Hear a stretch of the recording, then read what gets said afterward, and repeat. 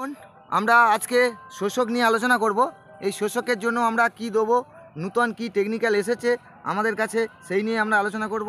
শোষক পোকা এমন একটা পোকা কিন্তু রাতারাতি আমার ফসলকে নষ্ট করে দেয়, শেষ করে দেয়। এই শোষকের জন্য আমরা নূতন টেকনোলজি আমরা একটা দেখব, যে এই গোদরেজ এগ্রোভেট নিয়ে এসেছে লিরিও। এই বেন পাইরিমক্সিন আছে এর মধ্যে, আর পাইমেট্রোজিন। সুতরাং এই দুই ওষুধের কম্বিনেশনে তৈরি হয়েছে লিরিও। এই লিরিও কন্টাক্ট এবং সিস্টেমিক দুভাবেই কাজ করবে, এবং পোকার যে মুখে তালা, ডানায় তালা, পায়ে তালা, তার সঙ্গে সঙ্গে সে মল্টিং করতে পারবে না, অর্থাৎ পরবর্তী প্রজন্ম কেউ নষ্ট করবে, এবং যে সমস্ত পূর্ণাঙ্গ রয়েছে তাকেও কিন্তু, কন্টাক্ট যেহেতু এই ওষুধ, তাকেও কিন্তু নষ্ট করবে এই লিরিও।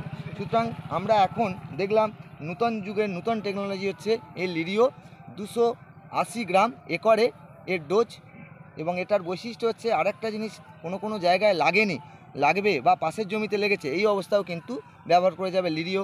বা কোনো গুছিতে 8 থেকে 10টা দেখতে পাচ্ছি শোষক, সেই জায়গায় আমরা স্প্রে করতে পারবো এই লিরিও। জাপানের টেকনোলজিতে তৈরি এই লিরিও। সুতরাং আমরা আলোচনা করলাম আজকে শোষক নিয়ে নূতন টেকনোলজি ওষুধ লিরিও। ধন্যবাদ।